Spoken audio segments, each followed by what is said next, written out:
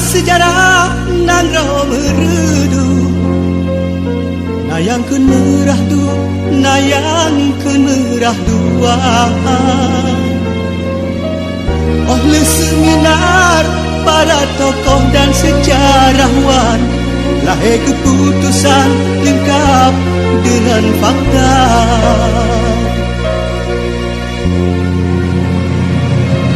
Dalam perjalanan Sultan Iskandar Muda, bersama Ngengkandran Gajah Merah setia, tempat dipio Gajah Merah du kebona, lahir di sinan meredunan kuta. Sideh di simpang petempatnya, menasah rayanan desa. Tugu sejarah dibangun sinar, tempat singgahan Iskandar Muda.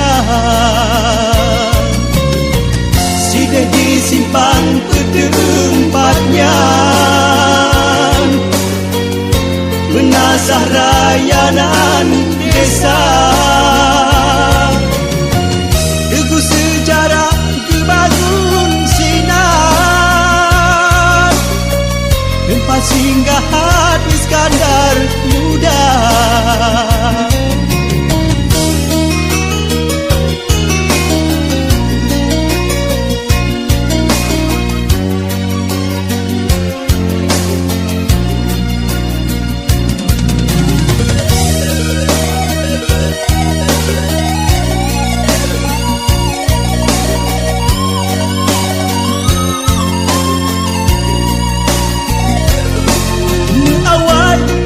Sejarah nang roh meredu, nayangkeun merah du, nayangkeun merah dua.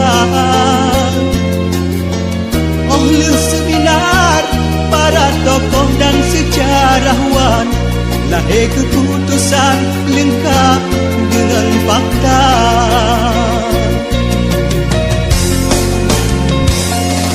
Dalam perjalanan Sultan Iskandar Muda, bersama Ngengkandran Gajah Merah setia, tempat dipio Gajah Merah du gebonan, lahir di sinan meredunan kuta. Sideh di simpang petempatnya, menasah rayanan desa. Tugu sejarah dibangun sinar, tempat singgahan Iskandar Muda. Sideh di simpang petempatnya, menasah rayanan desa. Tugu sejarah dibangun sinar, tempat singgahan Iskandar Muda. Sideh di simpang petempatnya, menasah rayanan desa. Tugu sejarah dibangun sinar,